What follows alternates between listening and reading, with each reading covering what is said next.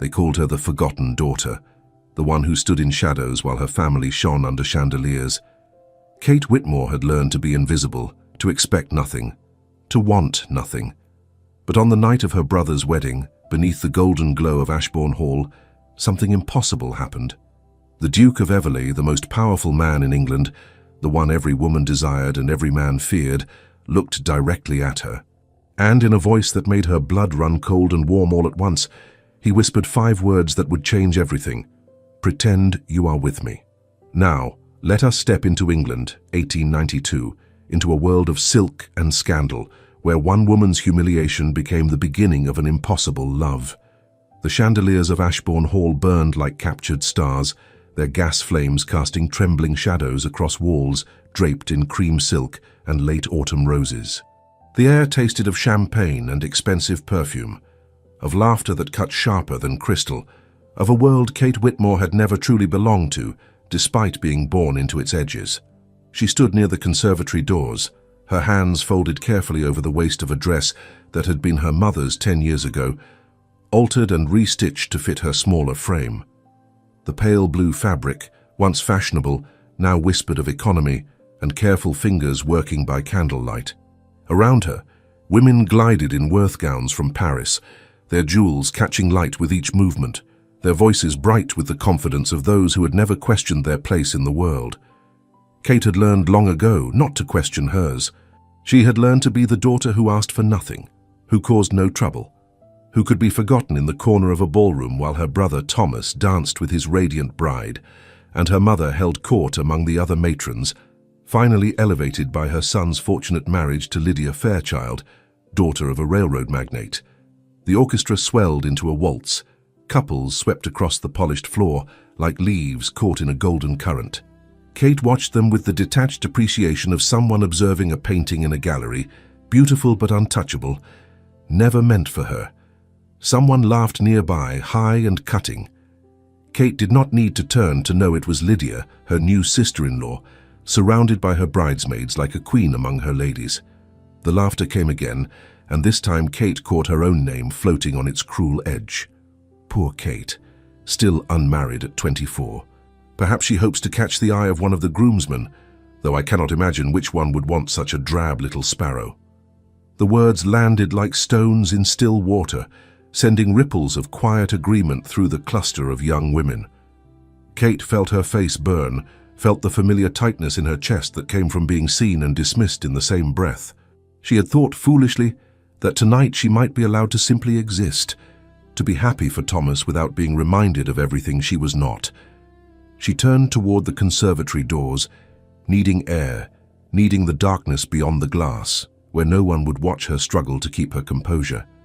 Her hand had just touched the cold brass handle when another voice cut through the music, lower, but no less poisonous. "I heard she tried to catch Edwin Pierce last season, but even he would not have her. Imagine being rejected by Edwin Pierce." The titters that followed felt like needles against Kate's skin. Edwin Pierce, with his carefully groomed mustache and his wandering eye, who had paid her attention just long enough to make her hope, before moving on to someone prettier, richer, more worthy of his mediocre affections. Kate pushed through the doors into the conservatory, where the air hung thick with the scent of ferns and night-blooming jasmine. The glass walls rose around her like a cage of stars, the darkness beyond pressing close. She walked quickly between the planters, past the marble fountain where water trickled over stone cherubs, toward the far door that led to the terrace. Behind her, the music continued. The laughter continued. The world continued as it always did, indifferent to the small agonies of those it deemed insignificant. She reached the terrace and stopped at the stone balustrade, gripping its cold edge with both hands. The night air moved cool against her flushed cheeks. Rain hung in the clouds overhead, not yet falling but promising to, making the darkness feel close and intimate. Below, the gardens of Ashbourne Hall stretched into shadow, formal hedges and gravel paths disappearing into black. Kate closed her eyes and let herself feel it, just for a moment. The loneliness. The bitter understanding that she would always be the sister who did not matter, the daughter who was kept because duty demanded it, but never celebrated, never chosen, never seen as anything more than an obligation or worse, an object of pity. Tears pressed hot behind her eyelids.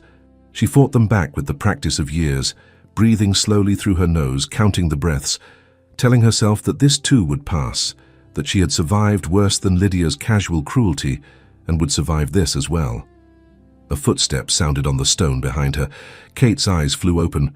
She straightened quickly, swiping at her face with the back of her hand, mortified that someone had followed her, that her moment of weakness might become tomorrow's gossip. "I did not mean to intrude." The voice was male, deep and measured, with an edge of something Kate could not quite identify. She turned slowly, her heart pounding, and found herself looking at a man who stood at the conservatory door like a figure cut from shadow and starlight. He was tall, dressed in evening clothes that fit him with the kind of perfection that spoke of London tailors and old money. His dark hair was swept back from a face that might have been called handsome, if not for the severity of its lines. The sharp jaw and high cheekbones, the mouth set in a way that suggested he rarely smiled and found little reason to. But it was his eyes that stopped Kate's breath in her throat. Dark grey, almost colourless in the dim light from the hall behind him, they fixed on her with an intensity that made her feel suddenly, shockingly visible. She recognized him, though they had never been introduced. Everyone in England knew James Cavendish, Duke of Everley. He appeared in the society papers with the regularity of royalty, always photographed at some function or another, always alone since the death of his young Duchess 3 years ago. The rumours about him were endless, that he was cold as winter stone, that he had loved his wife so completely her death had frozen something vital in him, that he was the richest, most powerful, most dangerous man in England, and no one dared cross him. "Your Grace," Kate managed, dropping into a curtsy that felt clumsy and inadequate. "I apologize. I did not know anyone was here." He moved forward with the deliberate grace of someone accustomed to command, stopping a few feet from her. Up close, she could see the threads of silver at his temples, the faint lines around his eyes that suggested he was older than the papers claimed, or perhaps simply wearier. "You have nothing to apologize for," he said quietly. "The offense tonight was not yours." Kate felt her face flame again. He had heard then. He had been somewhere in that glittering crowd and heard Lydia's mockery, heard the laughter, heard her name dragged through the casual cruelty of people who had nothing better to do than sharpen their tongues on those weaker than themselves. "I should return inside," she said, her voice barely above a whisper. She moved to step past him, desperate to escape before the humiliation could deepen, before he could offer her pity or worse, advice on how to better endure her place in the world. His hand moved, not touching her but raising slightly as if to stop her. "Wait." Kate froze. She had been given orders all her life, from her mother, from Thomas, from everyone who believed they knew better than she did what was good for her. But this was different. This was not an order. This was a request, offered in a voice that held something she had never heard directed at her before. Respect. He studied her face in the dim light, and Kate had the strange sensation that he was truly seeing her, not the dress or the lack of jewels or the tear-stained cheeks, but something deeper, something she had kept hidden for so long she had almost forgotten it existed. "You should not have to endure such treatment," he said at last. "Not from them, not from anyone." The words unlocked something in Kate's chest, something painful and raw. She shook her head, unable to speak, unable to explain that this was simply how her world worked, that she had no power to change it, that survival meant accepting what could not be altered. But the Duke of Everley was not finished. He took one step closer, close enough that she could smell the faint scent of sandalwood and something else, something dark and expensive that made her pulse quicken. And then he spoke the words that would change everything. "Pretend you are with me." Kate's breath caught. She stared at him, certain she had misheard, that the stress of the evening had twisted his words into something impossible. "Your Grace, I do not understand." His expression did not change, but something flickered in those grey eyes, something that might have been determination or perhaps a decision made and committed to despite its cost. "Return to that ballroom on my arm. Let them see you with me. Let them wonder what they have overlooked, what power they have underestimated." He paused and his voice dropped lower, intimate in a way that made Kate's skin prickle with awareness. "Pretend if you must. But let me give you what they have denied: respect, visibility. A moment where you are not the forgotten sister, but the woman who walks beside a duke. The rain began to fall, soft at first, then harder, pattering against the stone and the glass behind them. Kate felt each drop like a small shock against her skin. She could not move, could not think, could only stare at this man who had appeared from the darkness like something from a story, offering her not rescue, but something far more dangerous. A choice. Thunder rumbled in the distance. The Duke extended his arm, formal and deliberate, waiting, and Kate Whitmore, who had never been chosen, who had learned to want nothing, felt something crack open inside her chest, something that tasted like hope and terror in equal measure. Her hand trembled as she reached for him. Their eyes met and held. The world held its breath. Then her fingers touched the fine wool of his sleeve, and the choice was made. The rain fell harder, drumming against the terrace stones with a rhythm that matched Kate's wild heartbeat. Her fingers rested on the Duke of Everleigh's sleeve, and through the fine wool, she felt the solid warmth of his arm anchoring her to this impossible moment. He stood perfectly still, his gaze holding hers with an intensity that blurred the rest of the world. The ballroom music seemed distant now, muffled by rain and glass and the roaring in her ears. "Are you certain, Your Grace?" The words escaped before she could stop them, small and breathless. "They will talk, they will say terrible things." A flicker crossed his face, too quick to name. "Let them talk. They have proven themselves cruel. What they say about you reveals more about them than it ever could about you. But you," she whispered, her throat tight, "your reputation, someone like you." He repeated her unspoken thought as if tasting it, finding it bitter. His free hand rose slowly, deliberately, giving her time to pull away. When she did not, his fingers touched her chin, tilting her face toward his. "Miss Whitmore, do you know what I see when I look at you?" Kate could not speak. The rain soaked her shoulders, plastering loose strands of hair against her neck, but she felt only the warmth of his touch. "I see a woman who has endured cruelty with grace, who came to celebrate her brother, despite knowing she would be mocked, who has more courage than everyone in that ballroom combined." His thumb brushed along her jaw, feather light. "That is what I see. If society cannot see it, then society is blind." The words carved themselves into her chest, too beautiful and too painful to accept. She had believed herself invisible for so long that courage felt like a foreign concept. "I am afraid," she admitted, "afraid they will hurt you because of me." Something softened in his expression, a crack in his austere mask. "Then we will face them together, but only if you wish it. I will not force you into anything. The choice must be yours." Thunder cracked overhead. Kate looked toward the conservatory doors, toward the golden light spilling through glass, toward the world that had dismissed her so easily. Fear coiled in her stomach, cold and familiar, but beneath the fear, something else stirred. Something that had been sleeping so long she had forgotten its name. Anger. Not the hot, destructive kind, but the quiet, steady anger of someone pushed too far. She placed her hand more firmly on his arm. "I wish it, Your Grace." The corner of his mouth lifted, barely perceptible, but unmistakably a smile. "James," he said quietly, "when we are alone, you may call me James." Before Kate could process the intimacy of that offer, he was moving, guiding her back through the conservatory. They passed the fountain, the ferns brushing her wet skirt, the night-blooming jasmine releasing perfume into air, thick with rain and possibility. At the ballroom door, he paused. Kate felt every eye turning toward them, felt conversation faltering like a music box winding down. The chandeliers blazed overhead, suddenly too bright, exposing every water stain on her dress. Her courage wavered. Her hand tightened on his arm. The Duke leaned closer. His breath stirred the damp hair at her temple. "You are not alone. Not anymore." Then he stepped forward, and she moved with him. The ballroom fell silent. Not the comfortable silence of a lull in conversation, but the shocked, breathless silence of witnessing something inexplicable. The Duke of Everleigh, who attended functions out of obligation and left quickly, who had shown no interest in any woman since his Duchess died, was walking through the crowd with Kate Whitmore on his arm. Kate kept her eyes forward, spine straight, trying to channel his unshakable composure.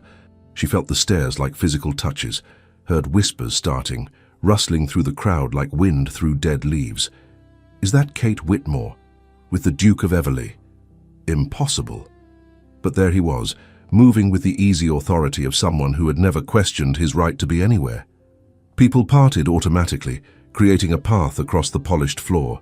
The orchestra stumbled back into a waltz. Near the refreshment table, Kate saw her mother frozen with a glass of punch halfway to her lips, expression pure shock. Beside her, Thomas stood with Lydia, his bride's face pale beneath her pearl-encrusted veil, mouth slightly open. A servant appeared at the Duke's elbow carrying a silver tray. On it lay a single handkerchief, snowy white, embroidered with the Everley coat of arms. "Your Grace," the servant murmured, bowing. "You requested this." James took the handkerchief and turned to Kate, movements deliberate, ensuring everyone could see. Then, with infinite gentleness, he lifted the fabric to her face and dabbed at the rain on her cheeks, at the traces of tears she thought she had wiped away. The gesture was so intimate, so unexpectedly tender that heat flooded Kate's face, but she did not pull away. Something in his eyes held her steady, promised this was not pity. This was respect, given publicly, impossible to misinterpret. When he finished, he folded the handkerchief and pressed it into her palm, closing her fingers around it. "Keep it. A lady should always have something of quality at hand." The implication landed like a stone in still water. Her old dress, her lack of accessories, all markers of reduced circumstances, became irrelevant in the face of a duke offering his personal linen marked with his family crest. New whispers rippled outward. From the crowd's edge, a man stepped forward. Kate's stomach dropped as she recognized Edwin Pierce, his expression a careful mask of concern hiding malice. "Your Grace," Edwin said, tone oozing false solicitude. "How generous to show such charity to Miss Whitmore. She has had a difficult evening, I fear." The word charity hung in the air like poison. James did not turn immediately. When he did, his movement was slow, controlled, predatory. He looked at Edwin the way a wolf might look at prey. "Charity." The Duke's voice was soft but carried clearly. "No, Mr. Pierce, you misunderstand me entirely." He shifted, drawing Kate closer. The protective gesture was unmistakable. "I do not offer charity. I offer respect, something Miss Whitmore deserves and has been denied by those who should have known better." His gaze swept over Edwin, over Lydia, over everyone who had laughed. Perhaps the difficulty of her evening lies not in her circumstances, but in the company she has been forced to keep. The insult landed like a slap. Edwin's face flushed red. Several women gasped. Lydia's hand flew to her throat. Kate felt dizzy, caught between terror and exhilaration. No one spoke to Edwin Pierce like that. No one challenged the bride at her own wedding. No one stood up for the forgotten sister. But James Cavendish, Duke of Everley, had done all three. He looked down at Kate, expression gentling. "Miss Whitmore, would you do me the honor of walking with me? I find the air in here has become rather stale." Kate found her voice somewhere deep inside. "The honor would be mine, Your Grace." His hand covered hers on his arm. The ballroom watched, speechless, as the most powerful man in England led the forgotten sister toward the doors. Behind them, whispers exploded into full conversation, questions and speculation blending into a roar that chased them from the room. The ballroom doors closed with a soft click.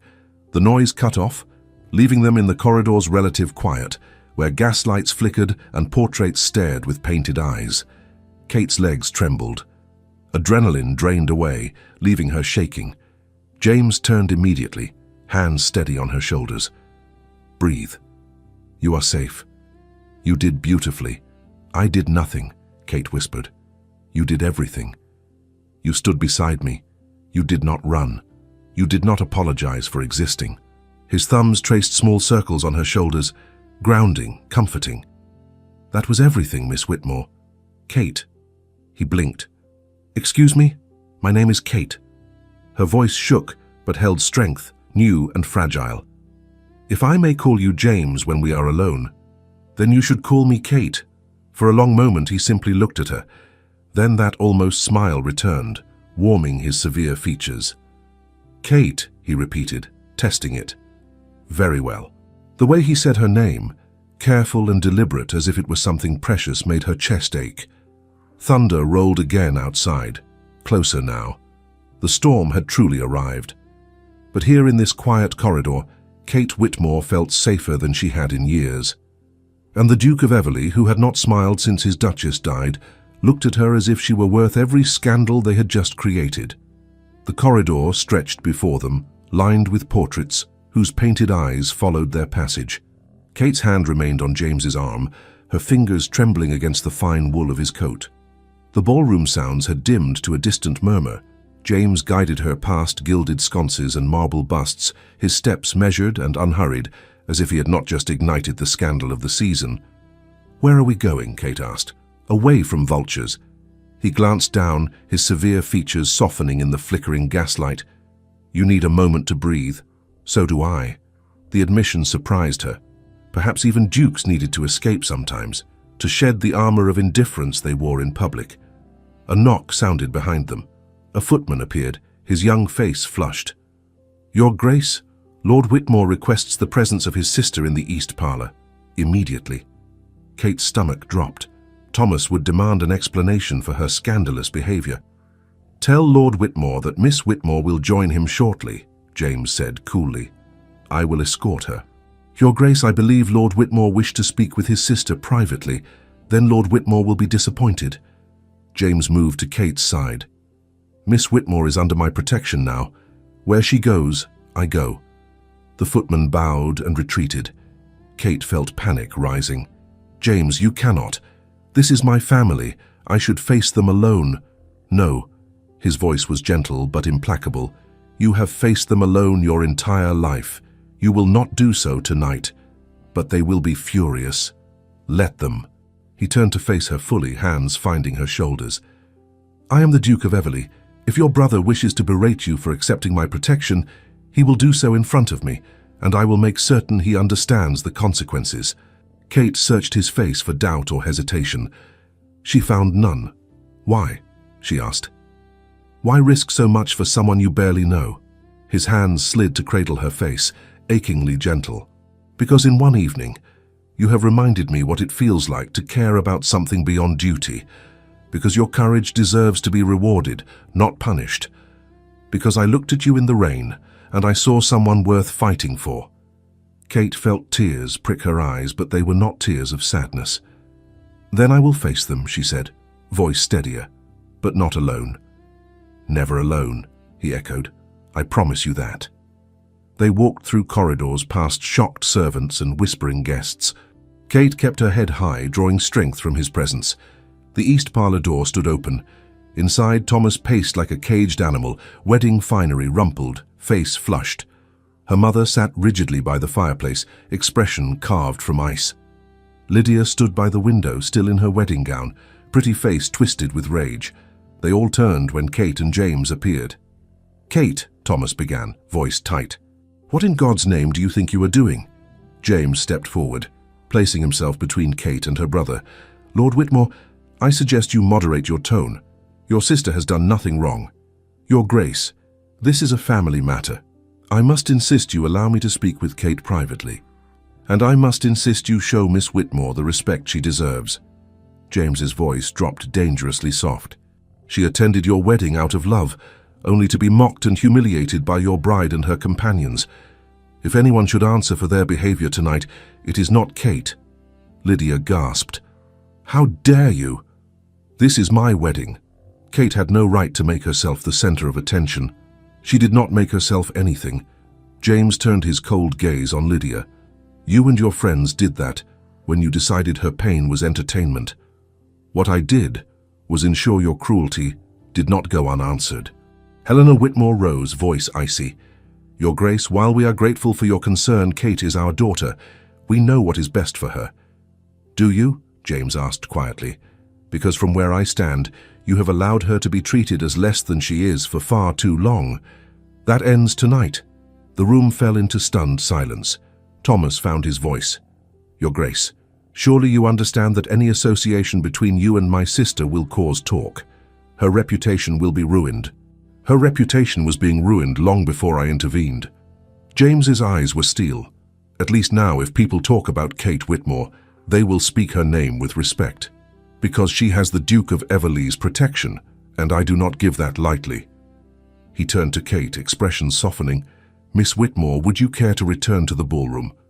I believe we left rather abruptly, and I would like to finish what we started. Kate understood what he was offering. A chance to face the gossip head-on, to walk back into that room and show them she would not be cowed or shamed into hiding. She met her brother's eyes, then her mother's, then Lydia's. She saw their shock, their disapproval, their inability to understand what had shifted tonight. Then she looked at James, at this man who had given her something she had never dared to want. A choice, a voice, a chance. I would be honored, Your Grace, she said clearly. She took his arm, and together they walked out, leaving her family in stunned silence. The ballroom fell quiet as they entered. Every eye turned toward them. The orchestra faltered mid-note, then resumed with uncertain strings. James led Kate directly to the center of the floor. Couples stopped mid-step, creating a space around them as if they stood in the eye of a storm. He turned to face her, his movements deliberate, ensuring every person in that glittering room could witness what came next. He bowed, formal and deep, the kind of bow reserved for royalty or the highest-ranking ladies of the realm. Then he extended his hand. Miss Whitmore, may I have this dance? The question rang out in the silence, clear as a bell, impossible to misinterpret. This was not a rescue. This was not charity. This was a public declaration that Kate Whitmore was worthy of being asked, worthy of being seen, worthy of standing in the center of a ballroom with the most powerful man in England. Kate's hand trembled as she placed it in his. His fingers closed around hers, warm and steady, and she felt the world narrow to just this moment, just this man, just this impossible choice she was making to step forward instead of shrinking back. The orchestra swelled into a waltz, the melody rich and sweeping. James pulled her into the dance frame with the practiced ease of someone who had learned to waltz before he could read. His right hand settled at her waist, proper but unmistakably possessive. Her left hand rested on his shoulder, feeling the solid muscle beneath expensive fabric. And then they began to move. Kate had danced before, stilted practice sessions with a bored dancing master when she was 15, awkward turns at country assemblies, where young men asked her only because their mothers insisted. But this was different. This was not practice or obligation. This was flight. James moved with absolute confidence, guiding her through turns and glides that made her dress swirl around her ankles like water. He did not speak, but his eyes never left her face, grey and intense and filled with something that made her breath catch.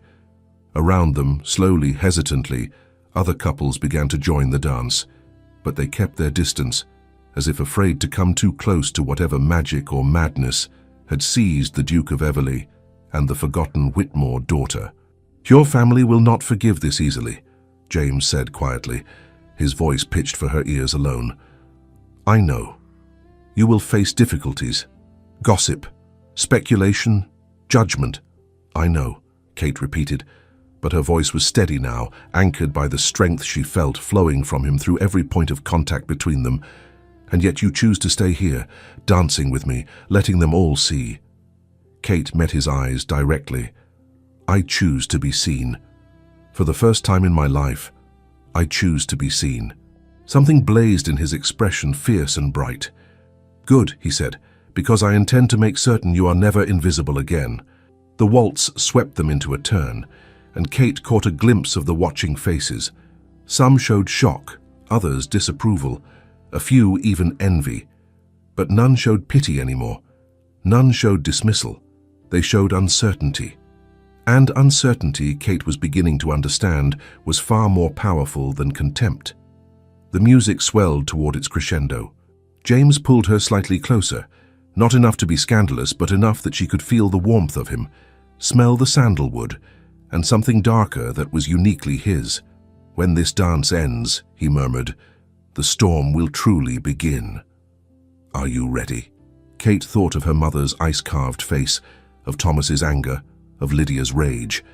She thought of every whispered insult, every overlooked moment, every time she had made herself small to fit into spaces that were never meant for her. And then she thought of this man who had appeared from the darkness like something from a story, offering her not rescue, but recognition, not salvation, but the chance to save herself. "I am ready," she said. The final notes of the waltz echoed through the ballroom. James brought them to a stop in the exact center of the floor, under the blazing chandeliers where everyone could see. He did not release her immediately. Instead, he lifted her hand to his lips and kissed it, a gesture so intimate and deliberate that gasps rippled through the crowd. Then he offered his arm once more, and together they walked toward the doors that led to the conservatory, toward the storm that raged beyond the glass, toward whatever consequences awaited them. Behind them, the ballroom erupted into frantic whispers, but Kate Whitmore no longer cared what they said. She had been seen, she had been chosen, and the world would never be quite the same. The conservatory doors closed behind them, muffling the chaos they had left in their wake. The glass structure stretched before them like a cathedral built from starlight and shadows, its iron framework dark against the storm-bruised sky. Rain hammered against the panes with renewed fury, turning the world beyond into a blur of water and wind. Kate released a breath she had not known she was holding. Her legs trembled with the aftermath of adrenaline, and she pressed one hand against a marble planter to steady herself. The cool stone grounded her, reminded her this was real. Behind her, James moved quietly, his footsteps sure despite the dim light. She did not turn, could not turn. If she looked at him now, she feared she might shatter. "Kate." His voice was gentle, concerned. "Are you well?" She laughed, the sound brittle and strange. "I do not know. I do not know what I am." The honesty surprised her. She had spent so long carefully moderating her words that speaking raw truth felt like standing naked in a crowded room. James moved closer, but did not touch her. Instead, he stood just beside her, close enough that she could feel the warmth radiating from him, could smell the faint scent of sandalwood and rain. "You are angry," he said quietly, "and terrified, and exhilarated. You are feeling everything at once because you have finally allowed yourself to feel at all." Kate turned to look at him, surprised by the accuracy. "How do you know? Because I remember what it felt like." His gaze drifted to the rain-streaked glass. "When Caroline died, I stopped feeling anything. It was easier than the alternative, safer. And then tonight I watched them mock you, and I felt rage so pure it burned away 3 years of carefully constructed numbness." The confession hung between them, intimate and raw. Kate had heard the rumors about the late Duchess of Everleigh, about the love match that had scandalized society, about the fever that had taken her in a week, leaving James a widower at 30. "I am sorry," she whispered. "I did not mean to force you back into feeling. Do not be sorry." He turned to face her fully. "You gave me something back that I thought I had lost forever. The ability to care about someone else's pain more than my own." Thunder cracked overhead, so close the glass rattled. Kate flinched and James's hand lifted as if to steady her, then stopped, hovering in the space between them. She saw hesitation in his eyes, the uncertainty of a man who no longer trusted himself to touch someone gently. "It is just thunder," she said softly, though her heart raced. "I know." His hand lowered slowly. "But I also know what it is to be afraid of storms that have nothing to do with weather. Tell me about her, about Caroline." James was silent for so long, Kate thought he might refuse. Then he spoke, his voice low and measured. She was light. Not in the frivolous sense, but in the way that light illuminates dark spaces. She made me laugh. She made me believe that being a duke was about using power to protect people who could not protect themselves. He paused, jaw tightening. "When she died, I buried that belief with her. I told myself caring too much only led to pain." "And now?" Kate asked. "Now I find myself standing in a conservatory, with a woman I met hours ago, feeling things I swore I would never allow myself to feel again." He met her eyes, and the vulnerability in his gaze made her breath catch. "Now I am terrified, Kate, because I do not know if I can survive losing someone again." The honesty pierced her chest. "You will not lose me," she said, though the promise felt impossible to keep. You cannot know that. No. But I know that I have spent 24 years being afraid to want anything because I believed I was not worth the wanting. And tonight, you looked at me as if I were worth fighting for. So perhaps we can be terrified together. Something shifted in his expression, a crack in the careful control he maintained. He lifted his hand again, and this time he did not stop. His fingers touched her cheek, gentle as falling snow, tracing the line of her jaw with infinite care. Kate held perfectly still, afraid to move, afraid to breathe. "I want to know you," James said quietly. "Not the version you show the world, but the real you. The one who stands in the rain and refuses to apologize for existing. What if the real me is not interesting enough to know?" His thumb brushed across her lower lip, and the touch sent heat coursing through her body. "Then I will have to disagree with you. Because the real you is the woman who walked back into that ballroom knowing she would be judged, who danced with me despite her fear, who is standing here now asking questions no one else would dare to ask." "I am not brave," Kate whispered. "Yes, you are. You simply have not realized it yet." Lightning illuminated the conservatory in brilliant white, turning the rain to liquid silver. In that flash, Kate saw James clearly, saw the lines of grief etched at the corners of his eyes, the tension in his jaw, the carefully controlled longing in the way he looked at her. And she saw something else, recognition. They were two people who had learned to survive by making themselves smaller, quieter, less visible. Two people who had forgotten what it meant to be fully alive. Until tonight. "What happens now?" Kate asked. "When we leave this conservatory, when the storm ends, when the gossip begins in earnest." James's hand slid from her cheek to rest against the base of her throat, where her pulse beat wild and fast. His touch was warm, grounding, impossibly gentle. "Now we decide if we want to continue pretending," he said, "or if we want to see where this might lead. And if it leads nowhere, if society tears us apart, then at least we will have tried. At least we will have chosen to reach for something real instead of settling for safety." His other hand rose to cup her face, framing it between his palms. "I am asking you to be brave with me, Kate, to step into the unknown and trust that we will find our way."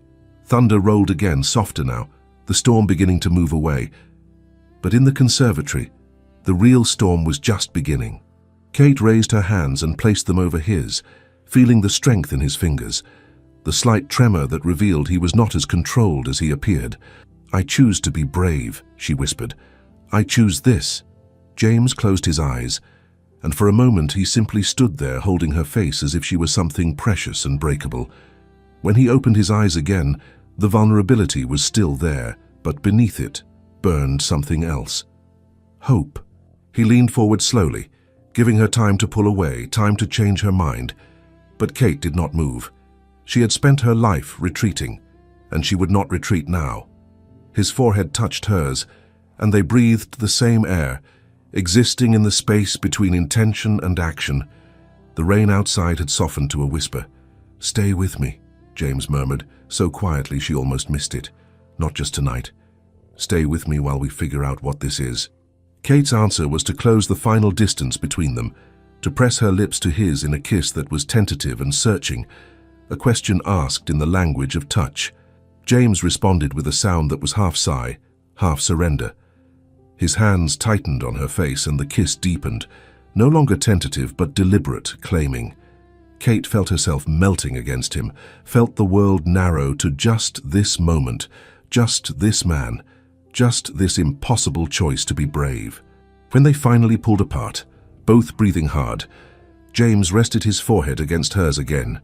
His voice was rough when he spoke. "I am going to court you properly, Kate Whitmore. I am going to call on you and send you flowers and endure your family's scrutiny. I am going to give society nothing to criticize except the fact that a duke has chosen to care for someone they deemed unworthy. And I am going to prove them wrong," Kate said, finding strength in her voice she did not know she possessed. "I'm going to prove that I was worth choosing all along." James smiled, and in that smile Kate saw the man he had been before grief had carved him hollow. "You already have."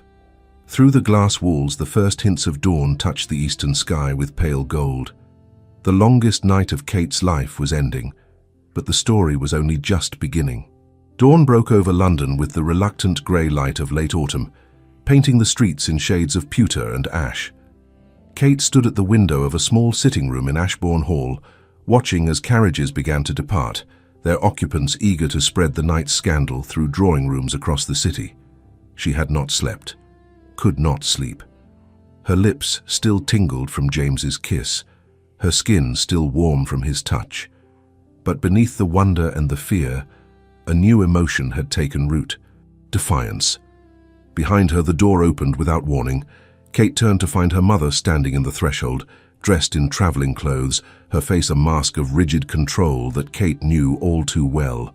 It was the expression Eleanor Whitmore wore when she was about to deliver a pronouncement she expected to be obeyed without question. "Kate." Her mother's voice was ice. "We are leaving. Now. Gather your things." Kate remained by the window, her hands folded carefully at her waist. "Good morning, Mother. I trust you slept well." Eleanor's eyes narrowed. "Do not play games with me, girl. You have made a spectacle of yourself, and I will not allow you to compound the damage. We leave for the country within the hour." The country. Of course, the familiar solution to any problem that threatened the family's standing. Hide the embarrassment, bury the scandal, pretend it never happened. "I am not going to the country," Kate said quietly. The words fell into the room like stones into still water. Eleanor stared at her daughter, as if she had suddenly begun speaking in tongues. "I beg your pardon." Kate lifted her chin, drawing on the courage James had helped her find. "I said I am not going. I am staying in London. You most certainly are not." Eleanor swept into the room, closing the door behind her with a decisive click. "Kate, I do not know what delusion the Duke of Everley has planted in your head, but you must understand reality. Men like him do not marry women like you. He was being kind, nothing more, and you have mistaken kindness for something it is not." The words were designed to cut, to reduce, to make Kate small again, and perhaps 24 hours ago they would have succeeded. But Kate had been seen, had been chosen, had been kissed in a conservatory while storm raged outside and something far more dangerous raged within. "He was not being kind," Kate said. "He was being honest. And I will not allow you to diminish what happened simply because it does not fit your understanding of the world." Eleanor's face flushed. "You foolish child. Do you think society will accept this? Do you think anyone will believe a duke developed feelings for you in the span of a single evening? They will call you grasping, opportunistic, pathetic." "Let them," Kate said, surprised by the steadiness in her own voice. "I have been called worse by better people." The door opened again and Lydia entered, still in her wedding gown, though it was now rumpled and stained with champagne. Her pretty face was twisted with barely suppressed fury. "Is she still refusing to leave?" Lydia demanded, addressing Eleanor as if Kate were not present. "This is intolerable. She has ruined my wedding. The guests could speak of nothing but her shameless display with the Duke. And now she compounds it by refusing to disappear quietly." Kate turned to face her new sister-in-law. "I am sorry your wedding was not everything you hoped, Lydia. But I did not make myself the center of attention. You and your friends did that when you decided my humiliation was entertainment," Lydia gasped. "How dare you? I showed you nothing but kindness. You showed me cruelty disguised as concern." Kate's voice was calm, matter-of-fact. "You mocked my dress, my unmarried state, my very existence. And when someone finally defended me, you could not bear that the invisible sister had become visible." Thomas appeared in the doorway, his face haggard with exhaustion and something that might have been shame. "Kate," he said wearily, "please, this has gone far enough. Just come home to the country for a few weeks. Let the gossip die down." "And then what, Thomas?" Kate asked. "Return to being the sister you forget to invite to dinner. The daughter mother introduces with apologies. I will not go back to being invisible simply because it is more convenient for all of you." Eleanor's control cracked. "You ungrateful child. We have fed you, clothed you, given you a home despite our reduced circumstances. And this is how you repay us? By throwing yourself at the first man who shows you attention?" James's voice cut through the room like a blade. "Miss Whitmore threw herself at no one. I sought her company. I defended her honor. and I will not stand by while you rewrite last night's events to suit your narrative." They all turned. The Duke stood in the doorway, dressed in fresh clothes, his hair still damp from washing, his grey eyes cold as winter steel. He must have stayed at Ashbourne Hall overnight, Kate realized, or returned at first light. "Your Grace," Eleanor said, rallying quickly, "please forgive us. This is a family matter." "No, Mrs. Whitmore. This is a matter of respect, and Miss Whitmore is owed more than you seem willing to give." James moved into the room with the deliberate grace of a predator. "I heard your suggestion that she retreat to the country. I assume this is to protect her reputation." "Of course," Eleanor said, though uncertainty flickered in her eyes. "How interesting, because from what I observed last night, her reputation was being destroyed long before I intervened. In fact, it was being destroyed by members of her own family." James's gaze swept over Lydia, who paled. "So forgive me if I question whether hiding in the country will serve Miss Whitmore's interests, or merely your own convenience." Thomas stepped forward. "Your Grace, with all respect, you do not understand the complexities of our situation. Do I not?" James's voice was dangerously soft. "Let me see if I comprehend correctly. Your sister attended your wedding out of love and duty. She was mocked publicly by your bride and her companions. And now, rather than demanding an apology on her behalf, you wish to send her away so that you need not face the social consequences of your wife's cruelty." The accuracy of the assessment hung in the air, damning and irrefutable. "That is not fair," Thomas protested weakly. "Is it not?" James turned to Kate, and his expression softened imperceptibly. "Miss Whitmore, I came this morning to ask your permission to call on you properly, to begin a courtship as it should be begun, with attention and respect. But I will not do so if you prefer to return to the country with your family." The offer was deliberate, public, impossible to misunderstand. He was giving Kate the choice, but he was also making certain her family understood the stakes. Kate looked at her mother's rigid face, at Lydia's barely contained rage, at Thomas's exhausted defeat. She thought of all the years she had bent herself to fit their expectations, had made herself small to avoid causing trouble. And then she thought of James, who had looked at her in the rain and seen someone worth fighting for. "I would be honored to receive your calls, Your Grace," Kate said clearly. "I will remain in London." Eleanor made a sound of pure frustration. "Kate, be reasonable. Where will you stay? You cannot remain here, and you certainly cannot stay with the Duke unchaperoned." "She will stay with my aunt," James said calmly. "The Dowager Duchess of Harrington has already agreed to act as chaperone and sponsor. Miss Whitmore will want for nothing." The pronouncement landed like a thunderbolt. The Dowager Duchess of Harrington was one of the most powerful women in society, a woman whose approval could make or break a reputation. Eleanor opened and closed her mouth several times, searching for an argument that would not sound like pure selfishness. "Kate," Thomas tried again, "think about what you are doing. Think about the scandal." "I am thinking about it," Kate replied. "I am thinking that for the first time in my life, I am choosing what I want instead of accepting what others believe I deserve. And if that creates scandal, then so be it." James moved to her side, not touching but close enough that his presence felt like a shield. "Mrs. Whitmore, Lord Whitmore, Lady Whitmore, I suggest you return to the country as planned. Miss Whitmore and I will navigate London society together. And if you wish to maintain any relationship with her, I suggest you consider very carefully how you speak to her in the future." It was not a suggestion, it was a command, delivered with the absolute certainty of a man who had never been denied anything he truly wanted. Eleanor looked as if she had swallowed broken glass. Thomas's shoulders sagged in defeat. Lydia turned and swept from the room, her wedding dress trailing behind her like the tattered remnants of her triumph. "Come," Eleanor said stiffly to Thomas. "We have a journey ahead of us." They left without saying goodbye. Kate watched them go and felt something inside her chest ease, a weight she had carried so long she had forgotten it was there. When the door closed, James finally allowed himself to touch her, his hand finding hers and squeezing gently. "Are you well?" Kate looked up at him. This man who had appeared in her life like a storm and changed everything. "I am terrified," she admitted, "but I'm also free. And I think perhaps being terrified and free is better than being safe and suffocated." James smiled, and it was real and warm and full of promise. Then let us be terrified together." He raised her hand to his lips and kissed it, his eyes never leaving hers. "Welcome to your new life, Kate Whitmore." Outside, carriages rattled away through London streets, carrying gossip and speculation, and the remnants of a family that had never truly seen her. But Kate no longer cared what they saw. She had found someone who looked at her and saw everything.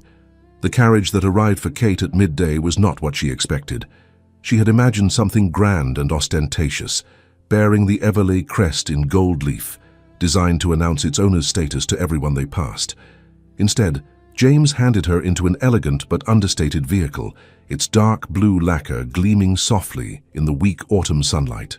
The interior was lined with dove-grey velvet, and a small brazier provided warmth against the chill that had settled over London after the storm. As the carriage pulled away from Ashbourne Hall, Kate watched through the window as the only home she had known for the wedding festivities disappeared behind a corner.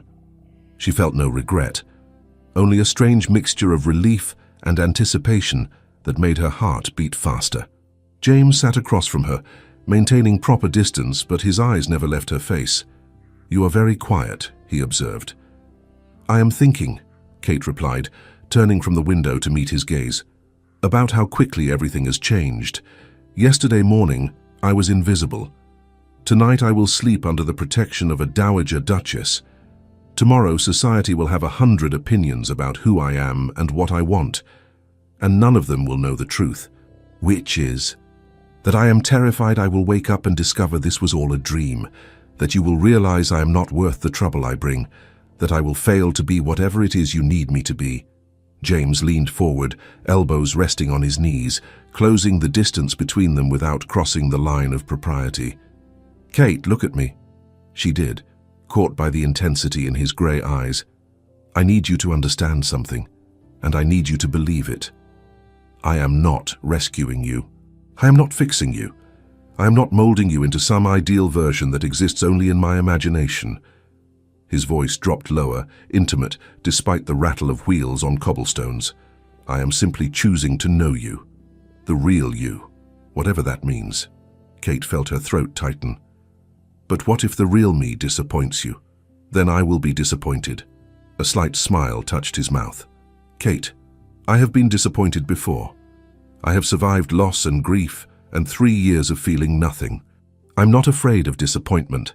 I'm only afraid of wasting what time we have by pretending to be people we are not." The honesty of it pierced her chest.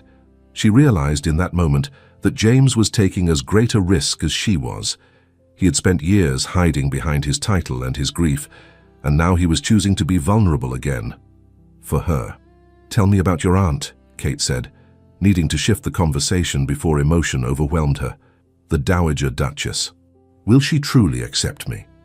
James settled back against the velvet cushions, and something like amusement flickered across his features. "Aunt Beatrice does not accept anyone easily, but she loved Caroline, and when Caroline died, she told me that if I ever found someone who made me feel alive again, she would move heaven and earth to protect that person. And you believe I make you feel alive, Kate?" He said her name like a prayer and a promise. "You make me feel everything." The carriage swayed around a corner, and Kate gripped the edge of her seat to steady herself. Through the window she glimpsed the changing landscape as they left the fashionable streets behind and entered a quieter district where grand houses stood behind iron gates and ancient trees. "Is this where you live?" she asked. "Where I exist," James corrected quietly. "I have not truly lived anywhere since Caroline died.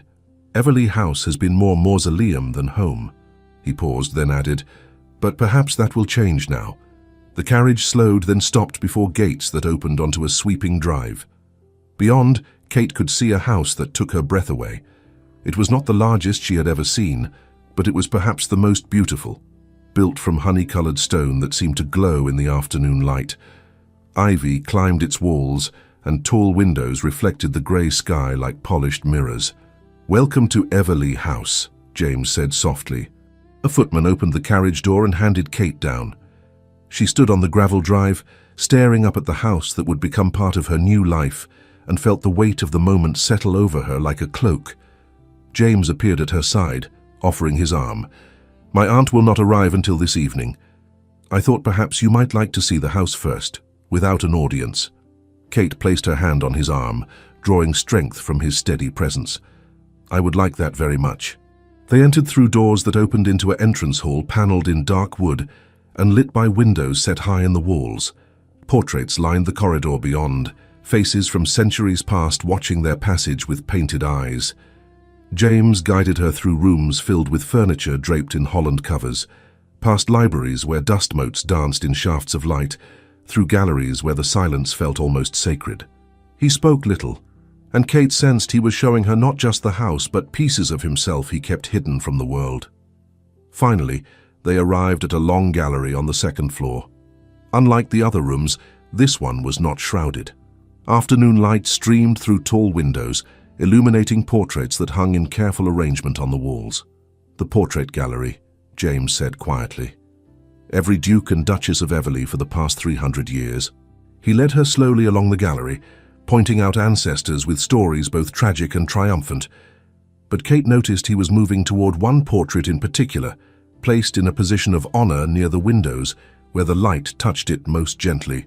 They stopped before it, and Kate's breath caught. The portrait showed a young woman with dark hair and laughing eyes, dressed in a gown of deep blue silk. She sat in a garden surrounded by roses, and there was something in her expression that spoke of joy so pure it seemed to radiate from the canvas. "Caroline," Kate whispered. "Yes." James's voice was rough with emotion. "Painted the summer before she died." She insisted on being portrayed in the garden rather than in some formal pose. She said she wanted to be remembered as she was, not as society expected a duchess to be. Kate looked at the woman who had owned James's heart, who had made him laugh and believe and love, and felt a complicated tangle of emotions she could not quite name. Not jealousy exactly, but something close. The knowledge that she was following in the footsteps of someone irreplaceable. She was beautiful, Kate said softly. She was. James moved closer to the portrait, his eyes tracing the painted features with obvious tenderness. But she was also stubborn and irreverent and utterly convinced that rules were made to be questioned. Society never quite knew what to make of her. He turned to look at Kate, and in his eyes she saw both grief and something else. Something that looked like hope. "You remind me of her," he said. "Not in appearance, but in spirit. In the quiet way you refuse to accept the limitations others place on you. In your courage to choose yourself, even when it costs you everything familiar." Kate's eyes burned with unshed tears. "I'm afraid I will never measure up to her memory." James crossed to her in 2 strides, his hands finding her shoulders. "You do not need to measure up to anyone's memory, Kate. You only need to be yourself." He paused, his thumb brushing against her collarbone in a gesture so tender it made her heart ache. "Caroline would have liked you, I think. She would have seen the same strength in you that I see." "How can you be sure?" "Because she always saw people clearly, and because she made me promise before she died that I would not spend the rest of my life in mourning, that I would live again, fully and without guilt." James's voice dropped to barely above a whisper. "I'm trying to keep that promise, Kate, but I need your help. I need you to remind me what it feels like to hope." Kate reached up and covered his hands with hers, feeling the warmth of his skin, the slight tremor that revealed his vulnerability. "Then hope with me," she whispered. "Let us both be brave enough to reach for something new." The gallery fell silent around them, filled only with the sound of their breathing and the distant tick of a clock somewhere in the house. Outside, clouds moved across the sun, and shadows danced across the portrait of the woman who had loved this man first. James leaned his forehead against Kate's, and they stood there in the fading light, 2 people caught between grief and possibility, between what was lost and what might yet be found. "I am glad you are here," he murmured against her hair.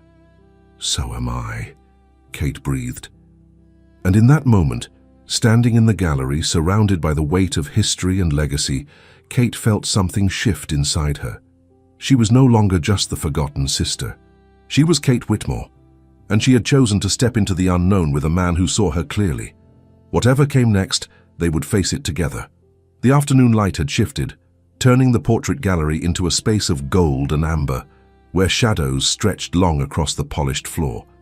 Kate stood before Caroline's portrait, studying the painted face of the woman who had been everything James had lost. She found no resentment in her heart, only a strange kinship with someone she would never meet. A woman who had loved fiercely and lived boldly and left behind a man who still carried her memory like a sacred trust. "I used to come here every day," James said quietly from behind her.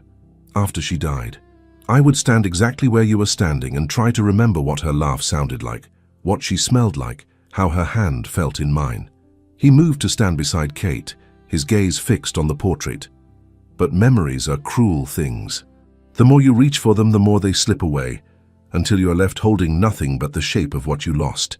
Kate felt her chest tighten at the raw pain in his voice. "When did you stop coming?" 6 months ago. I realized I was worshipping grief instead of honoring memory. That Caroline would have been furious with me for turning our love into a shrine." He exhaled slowly. She believed in living, Kate, fully and without apology. And I had forgotten how to do that. "Until last night," Kate said softly. "Until last night," James agreed. He turned to face her, and in the golden light his features seemed softer, more vulnerable. "Do you know what terrifies me most about this?" Kate shook her head, unable to speak past the lump in her throat. "It is not society's judgment. It is not scandal or gossip or your family's disapproval." His hand rose slowly, giving her time to step back if she wished, and touched her face with infinite gentleness. "It is that I will fail you, that I will give you only the broken pieces of a man who loved once and lost everything, and it will not be enough." The confession landed between them like something fragile and precious. Kate understood suddenly that James's fear mirrored her own. He was afraid of being insufficient, just as she had always felt insufficient. Two people shaped by loss and invisibility, reaching for each other across the chasm of their wounds. "James," she whispered, turning her face into his palm, "you are not broken. You are grieving. There is a difference. Am I?" His thumb traced the curve of her cheekbone. "Sometimes I cannot tell anymore. Sometimes I think grief has carved away so much of who I was that there is nothing left worth offering." Kate reached up and covered his hand with both of hers, holding it against her face. "Then let me tell you what I see. I see a man who defended a stranger because cruelty offended him, who stood before society and declared that respect is not a gift to be bestowed, but a right to be recognized, who brought me to this gallery not to compete with the past, but to show me he trusts me with his pain." Her voice strengthened. "You are not broken, James. You are human, and that is more than enough." For a long moment, James simply looked at her, his grey eyes searching her face as if trying to memorize every detail. Then slowly, deliberately, he raised her hands to his lips and kissed each palm in turn, a gesture of reverence that made Kate's breath catch. "I need to tell you something," he said, his voice rough, "and I need you to understand that I am saying this not because I expect anything from you, but because you deserve honesty." Kate waited, her heart pounding. "I am afraid of loving you," James said simply. "I am afraid because I know now what love costs. I know what it feels like to have your heart torn from your chest while you are still breathing. I know the weight of surviving when the person who made life worthwhile is gone." He paused, and his grip on her hands tightened. "But I am more afraid of not trying, more afraid of sending you away and spending the rest of my life wondering what might have been if I had just been brave enough to reach for you." Kate felt tears slip down her cheeks, hot and unstoppable. "You are the bravest person I know." "No," he said, a slight smile touching his lips. "You are. You chose to be seen when being invisible was safer. You walked back into that ballroom knowing you would be judged. You stood in this gallery and looked at the portrait of my dead wife without flinching or demanding I forget her. That is courage, Kate. Real, terrifying courage." "Then be courageous with me," Kate whispered.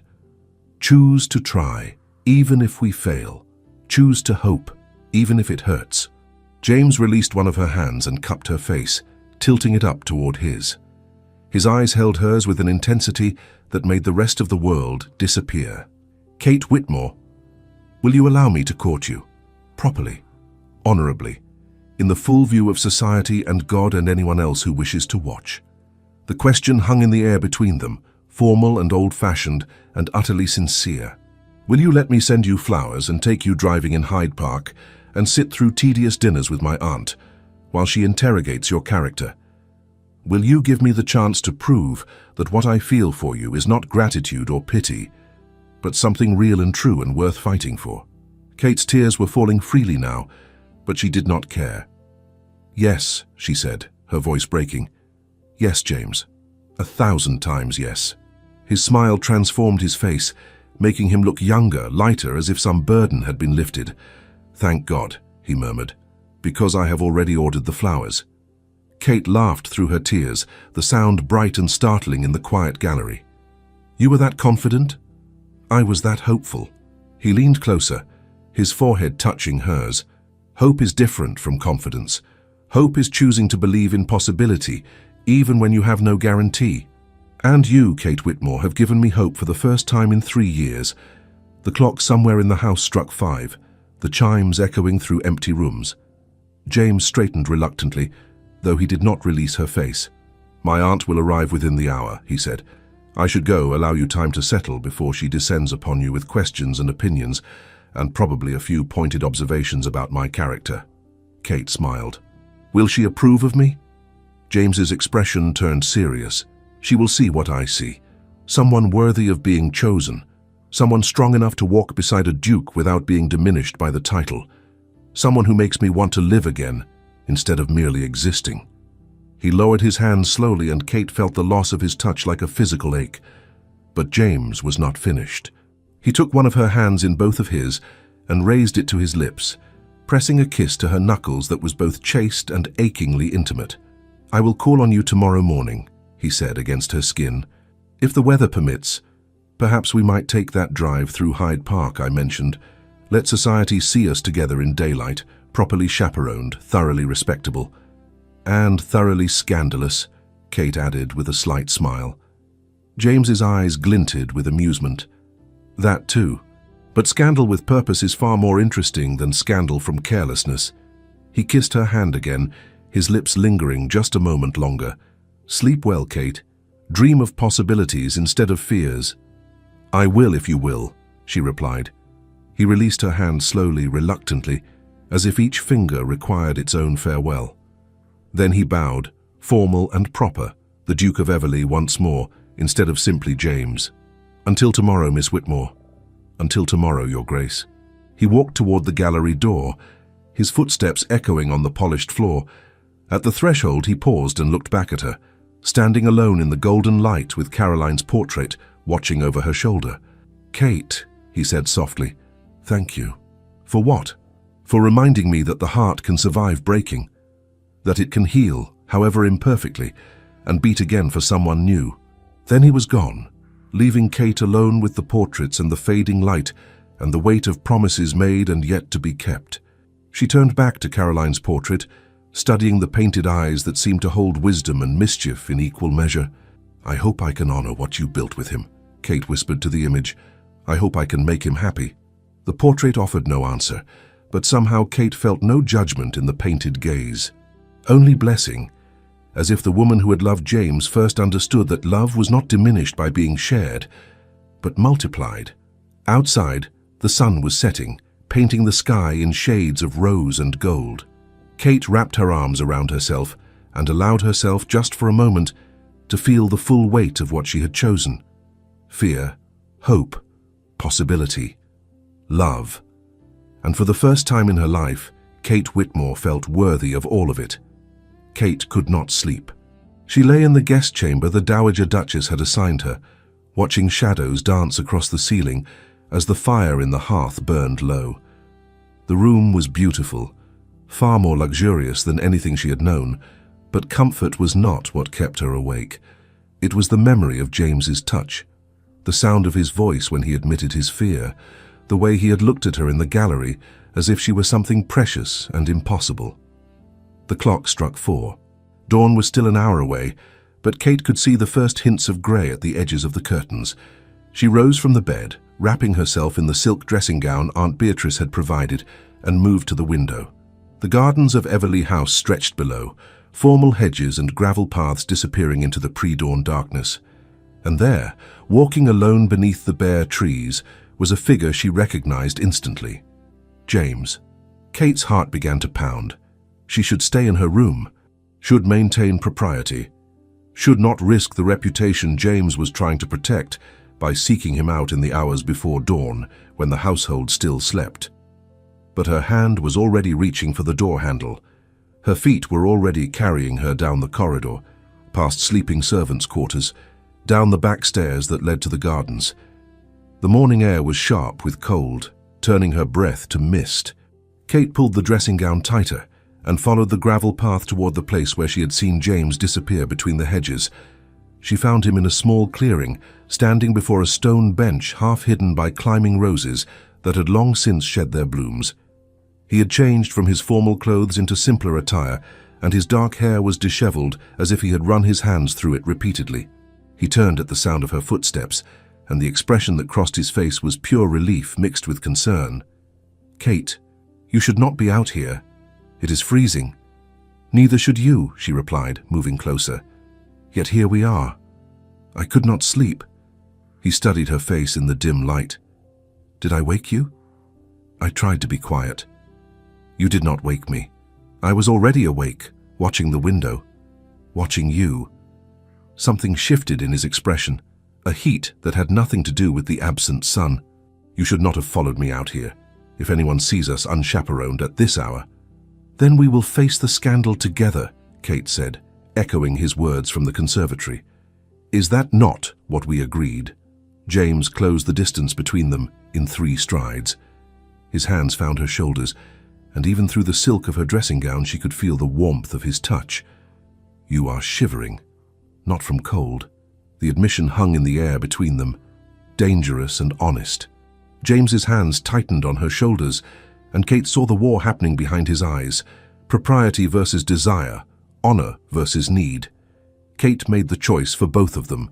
She raised her hands and placed them flat against his chest, feeling his heart pounding as wildly as her own. "James," she whispered, "I did not come out here to be proper. I came because I could not bear to be apart from you for another moment." His control shattered.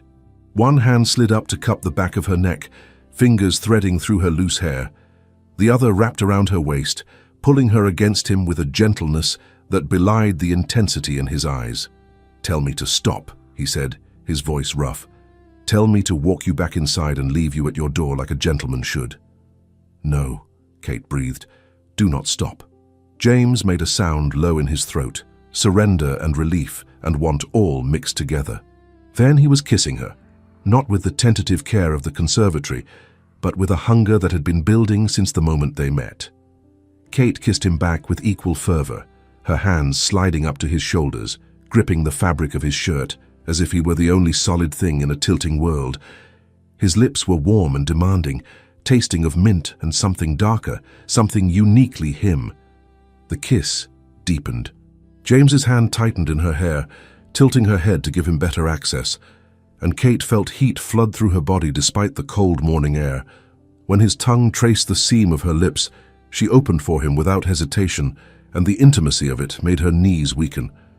James must have felt her sway because suddenly they were moving, his arms supporting her as he guided her backward until her back met the stone wall hidden behind the climbing roses. The cold of the stone contrasted sharply with the heat of his body pressed against hers, and Kate gasped at the sensation. He pulled back immediately, breathing hard, eyes dark with concern and poorly restrained desire. "Did I hurt you?" "No," Kate managed, her own breathing ragged. "Do not stop. Please do not stop. Kate." He said her name like a prayer and a warning.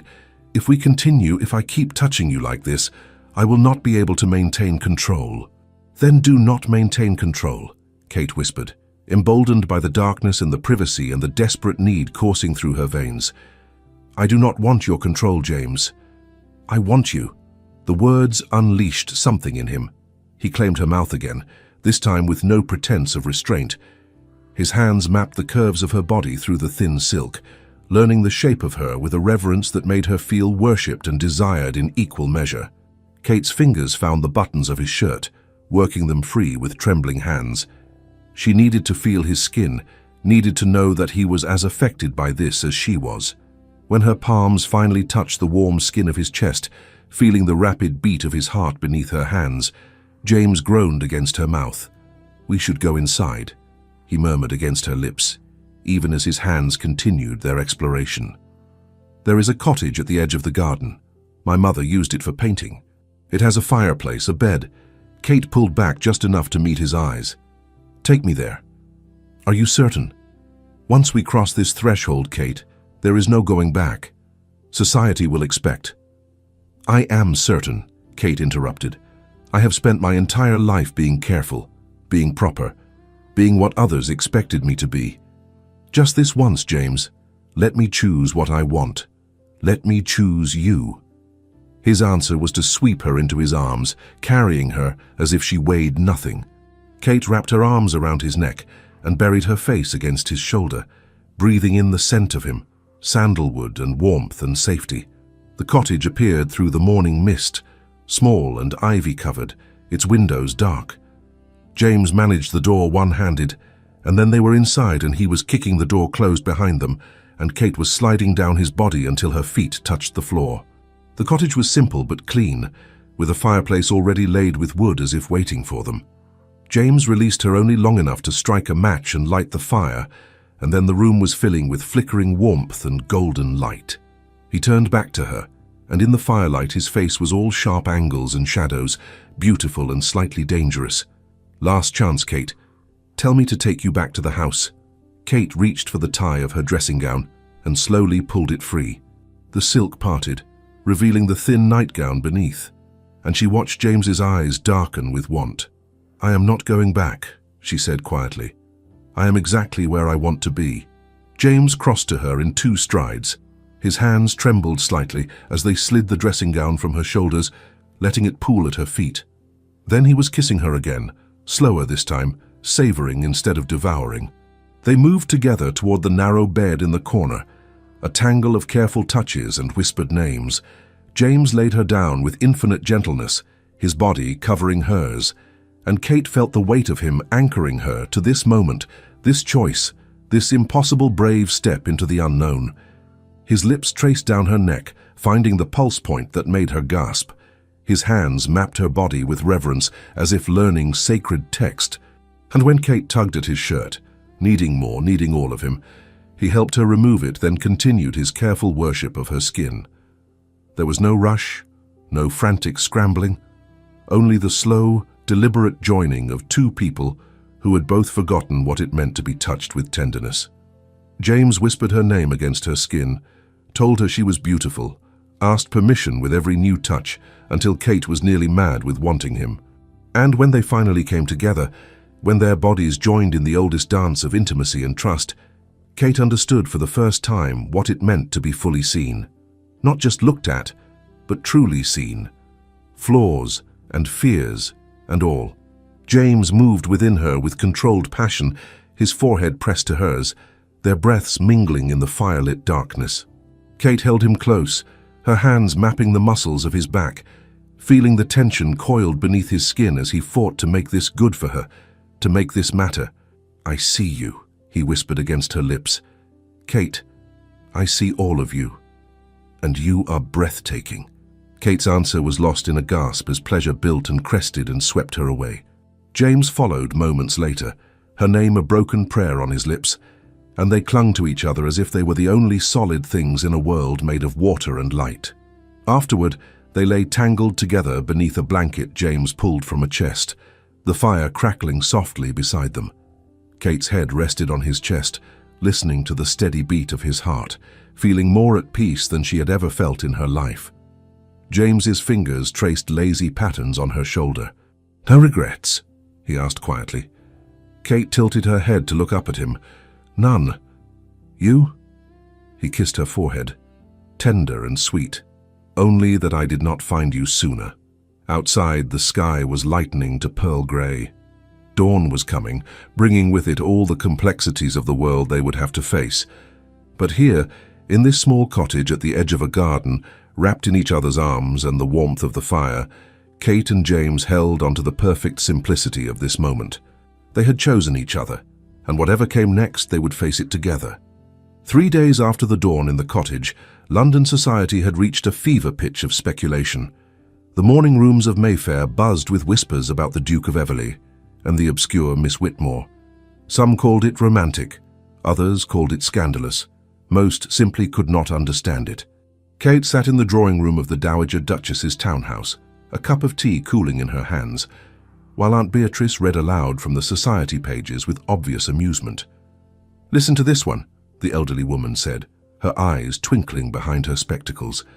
"Sources close to the Duke suggest his interest in Miss Whitmore stems from charitable impulses rather than romantic inclination.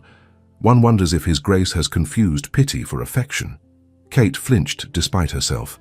The words were designed to cut, to reduce what she and James had shared to something small and pathetic. Aunt Beatrice set down the paper with a snort of disgust. Drivel. Absolute drivel, written by small-minded people who cannot conceive that a man might choose a woman for her character rather than her connections. She studied Kate over the rim of her teacup. "You are not letting this poison seep in, are you, child?" "I am trying not to," Kate admitted. "But it is difficult when everywhere I turn, someone is telling me I am not good enough. Then they are wrong." Aunt Beatrice's voice was firm. "I have known James since he was in leading strings. I watched him love Caroline with his whole heart, and I watched him die inside when she left him. I have not seen him truly alive in 3 years. Until you."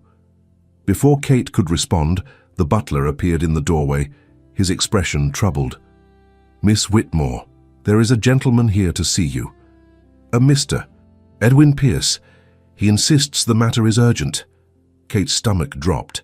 Edwin, the man who had courted her briefly and cruelly, who had whispered poison at the wedding, who represented everything about society that had made her feel worthless.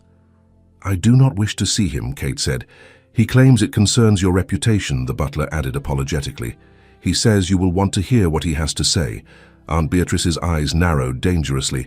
"Show him in. But remain within earshot, Henderson.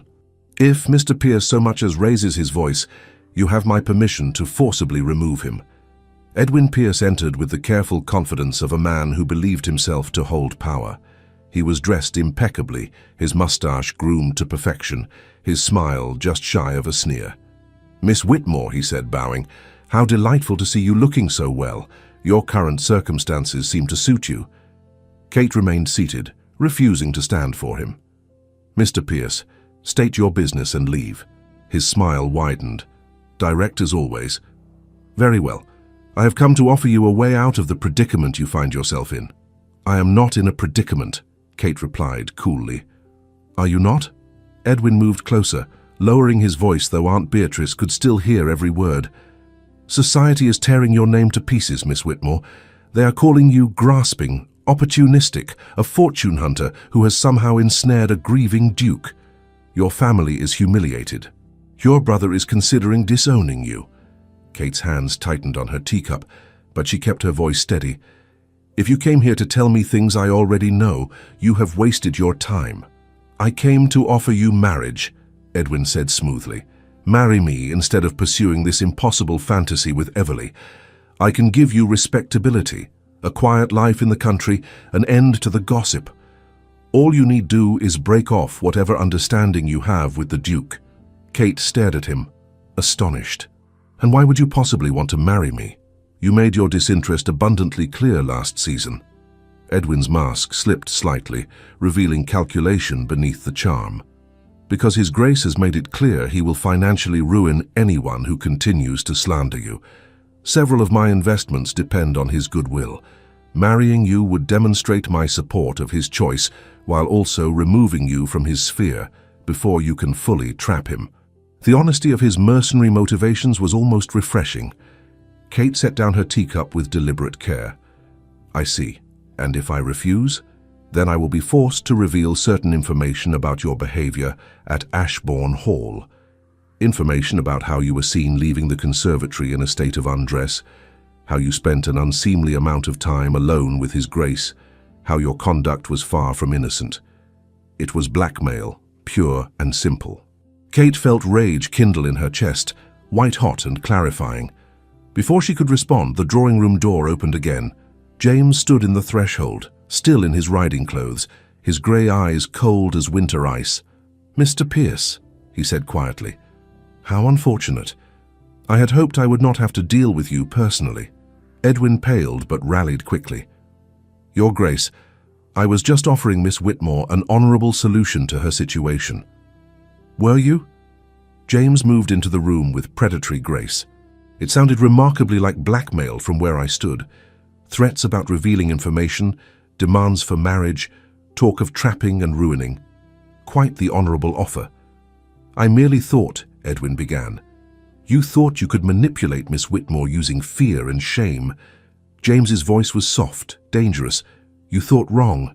He moved to stand beside Kate's chair, one hand coming to rest on her shoulder in a gesture of unmistakable protection. "Miss Whitmore's behaviour at Ashbourne Hall was beyond reproach.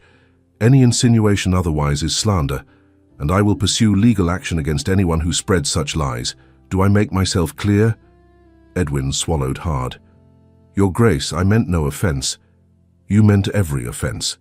James's grip on Kate's shoulder tightened slightly, grounding her. "But you miscalculated. Miss Whitmore is not alone and friendless anymore. She has my protection, my aunt's sponsorship, and the backing of this family's name and resources. If you choose to move against her, you will find yourself facing far more than financial ruin." The threat hung in the air, heavy and absolute. Edwin's face had gone from pale to flushed, his carefully constructed confidence crumbling. "Now leave," James continued, "and spread the word among your fellow gossips that Kate Whitmore is to be respected. Because in 3 weeks' time she will be the Duchess of Everleigh, and anyone who has slandered her will find themselves unwelcome in every drawing room that matters." Kate's breath caught. 3 weeks, marriage. He was announcing it here now, publicly, in front of Edwin Pierce, who would ensure all of London knew by nightfall. Edwin bowed stiffly and retreated, his face a mask of barely suppressed rage. The moment the door closed behind him, Kate found her voice. "James, you cannot announce our marriage to Edwin Pierce, of all people." "Why not?" He came to Kate's chair and knelt beside it, taking her hands in his. "Let him spread the news. Let society scramble to adjust its opinions. Let your family understand that their threats and manipulations are meaningless because you have chosen your own path." "But 3 weeks," Kate whispered. "That is so soon." "Is it?" James raised one of her hands to his lips. "I have already waited 3 years to feel alive again, Kate. I do not wish to wait any longer than necessary." He reached into his coat pocket and withdrew a small velvet box. This was Caroline's. She wanted me to give it to whoever I chose to love again. He opened the box to reveal a brooch in the shape of a camellia, the petals crafted from pink pearls, the center a small diamond. It was beautiful and understated and perfect. "The camellia represents constancy," James said softly. "Unchanging devotion. Caroline wore it on our wedding day." He looked up at Kate, vulnerability and hope warring in his eyes. "Will you wear it on ours?" Kate's vision blurred with tears. She thought of Caroline, generous even in death, blessing this union through the gift of her jewelry. She thought of James, kneeling before her with his heart in his hands. She thought of the girl she had been 3 days ago, invisible and unvalued, and the woman she was becoming. "Yes," she whispered, "I will wear it. I will marry you. I choose this, James. I choose us." He stood and pulled her into his arms, holding her close enough that she could feel his heart pounding against hers. The drawing room door opened, and Aunt Beatrice appeared with a satisfied smile. "I assume congratulations are in order." 3 weeks, James confirmed, not releasing Kate. "St. George's, Hanover Square. And I want everyone who ever dismissed Kate Whitmore to witness her becoming a duchess." Aunt Beatrice's smile turned fierce. "Oh, this will be delicious." She moved to a writing desk and pulled out stationery. "I shall begin the invitations immediately, starting with Mrs. Eleanor Whitmore and that dreadful daughter-in-law." Kate pulled back slightly to look at James. "My family will come?" "They will come," James said firmly, "because they will not dare refuse. And they will watch you stand beside me and understand, finally, that you were never the one who was lacking. They were." He pinned the camellia brooch to her dress, his fingers gentle against the fabric. "There. Perfect. Constant. Unchanging." Kate touched the brooch, feeling the smooth pearls beneath her fingertips. 3 weeks until she would stand in a church and pledge her life to this man. 3 weeks until she would no longer be Kate Whitmore, but Kate Cavendish, Duchess of Everleigh. It should have terrified her. Instead, it felt like coming home. Outside, London continued to whisper and speculate and judge. But inside the drawing room, 3 people who understood what truly mattered began planning a wedding that would silence the gossips once and for all, not through scandal or drama, but through the undeniable truth of 2 people who had chosen each other despite every obstacle placed in their path. Respect, Kate was learning, was not something society bestowed. It was something you claimed for yourself, and she was done apologizing for taking what had always been hers by right. 3 weeks passed in a whirlwind of fittings and flowers, of calling cards and carefully orchestrated appearances in Hyde Park, where society could observe the Duke of Everleigh and his intended bride. Kate learned to navigate the stares and whispers with her head held high, James's steady presence beside her, a constant reminder that she was not alone. But today was different. Today, James had invited a select group to Everleigh House for the formal announcement of their engagement. The guest list was small but significant. Aunt Beatrice, of course, a handful of James's closest friends, and at Kate's request, her family. Kate stood in the morning room, watching rain clouds gather over the gardens. The weather had been unseasonably warm, creating the kind of late autumn storm that felt more like summer. All heat and electricity, with none of winter's bite. "You are nervous," James observed, coming to stand beside her. Kate glanced at him, taking in the formal black coat and perfectly tied cravat. Even now, after weeks of stolen kisses and whispered promises, the sight of him still made her breath catch. "I'm afraid they will say something that will ruin this. That will make me doubt. Then I will remind you why you chose this." He took her hand, threading his fingers through hers. "Kate, in 3 days, you will become my Duchess. Nothing your family says or does can change that unless you wish it to." "I do not wish it to," Kate said firmly. "But I would like their blessing if such a thing is possible. Then let us find out." They walked together through the house and out to the gardens, where servants had arranged chairs beneath an ancient oak tree. The rain had not yet begun, but the air felt charged, expectant, as if the sky itself was holding its breath. Aunt Beatrice was already seated, resplendent in purple silk and diamonds, looking every inch the formidable dowager she was. James's friends, Lord Hartley and Sir William Thornton, stood nearby with glasses of champagne, their expressions carefully neutral. And there, standing awkwardly near the rose arbor, was Kate's family. Thomas looked older than he had at his wedding, lines of tension around his eyes. Eleanor stood rigidly beside him, her face an unreadable mask. Lydia was notably absent, and Kate felt a flicker of relief at not having to face her former tormentor. James led Kate to the center of the gathering, his hand never leaving hers. When he spoke, his voice carried clearly across the garden. "Thank you all for coming today. As you know, Miss Whitmore has done me the extraordinary honor of agreeing to become my wife. We gather here not to seek approval, for our choice is made, but to share our joy with those who matter to us." He turned to Kate, and the tenderness in his eyes made her throat tighten. "Kate has taught me that the heart can survive breaking, that it can heal and love again, perhaps more deeply for having known loss. She has given me hope and purpose, and the courage to step back into life instead of merely observing it from a distance." Kate felt tears prick her eyes but refused to let them fall. Not yet. Not until she had said what needed to be said. "Your grace is too generous," she said, her voice steady despite the emotion threatening to overwhelm her. "3 weeks ago I believed myself invisible, unworthy of being chosen or cherished, and then you looked at me in the rain and saw someone worth fighting for. You gave me the greatest gift anyone has ever given me. You gave me myself." A slight movement caught her eye. Thomas had stepped forward, his face pale, his hands clenched at his sides.